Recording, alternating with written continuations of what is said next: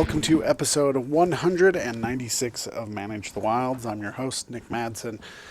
Today, I was out with biologists and we were doing some classification on elk as well as some pronghorn. And I couldn't help but think, one of the interesting things that got me thinking as I was talking with the biologist is the concerns that the biologist has for the future. Not the future of wildlife, but kind of that future of accessibility as more and more pressure is being put on wildlife on public lands. They are finding homes on private, and a lot of states are being forced to give more priority to those private landowners. Priority is probably not the right word, but they're having to do more with private property and work with those landowners to get hunts available, which gives private landowners a little bit more power.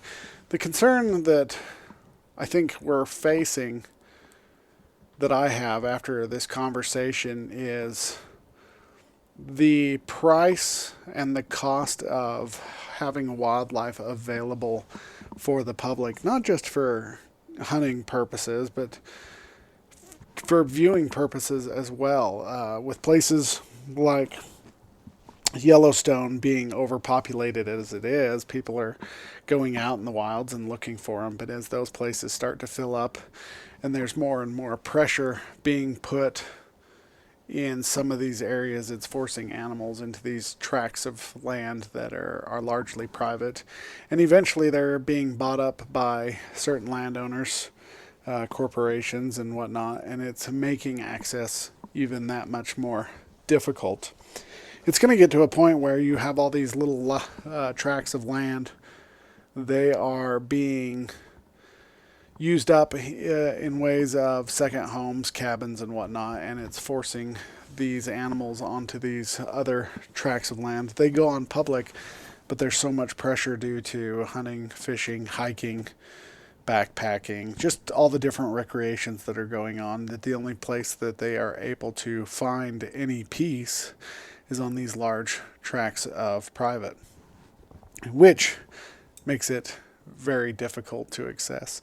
And oftentimes wildlife laws are determined by legislators, and oftentimes some of these large tracts of land are owned by legislators, which then in turn makes it difficult to get any laws passed that would require, if landowners are having damage and they are seeking compensation, that they allow access for hunters to come on. And oftentimes those are being shoved to the side because the legislators themselves want to be compensated, but they don't want to allow access. And so it's a conundrum. What do you do?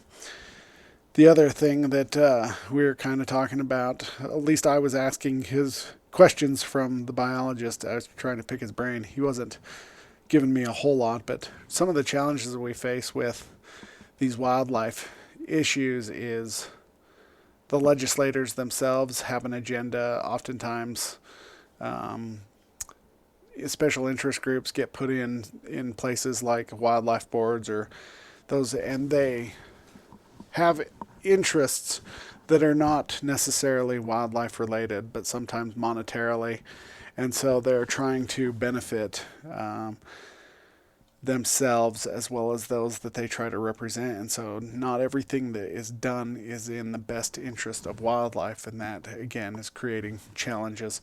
So as I was riding around with the biologist today, I come away with thinking that the wildlife faces a lot of challenges, or at least people wanting and getting access to wildlife face a lot of challenges. And the road and the direction that we're headed can seem a little bit uncomfortable unless we are vigilant in the direction that we're headed with wildlife. So that's all I've got for today. You guys have a great day. Stay wild.